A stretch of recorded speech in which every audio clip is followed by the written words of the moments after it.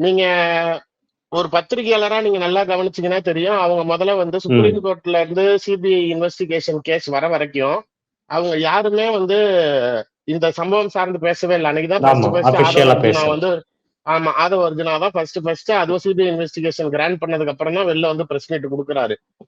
அதுக்கப்புறமேல அவங்க திரும்பி டிஜிபி கிட்ட கரூர் மாவட்டத்துக்கு நாங்க போகணும். எங்களுக்கு அனுமதி குடுங்கன்னு கடிதம் குடுக்குறாங்க. ஊடகங்கள்ல வந்துச்சு. ம்.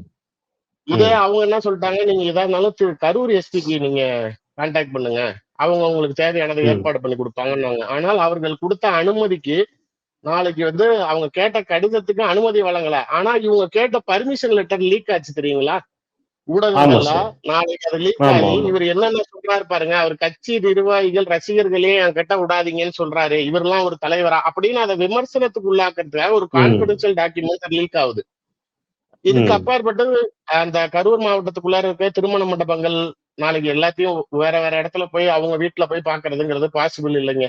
அதனால ஆமாமா. சரி அங்க ம். ஒரு இடத்துல அசெம்பிள் பண்ணலாம் அப்படின்னு சொல்லி நாளைக்கு முயற்சி செஞ்சாங்க. அதுல நாளைக்கு ஒரு ஒரு கல்யாண மண்டபத்துல ஒத்துக்கிட்டு பணம் எல்லாம் அட்வான்ஸ் வாங்கிட்டாங்க தாவேகா கிட்ட ம். இருந்து. மறுபடியும் சாயங்காலம் அந்த ஓனர் கூப்பிட்டு நான் சில விஷயங்கள் சொல்ல முடியாத நிலையில இருக்கிறேன். என்கிட்ட எதுவும் ம். கேட்காதீங்க, கொஞ்சுவாங்க, நீங்க கொடுத்த காசை வாங்கிக்கங்கிறாரு.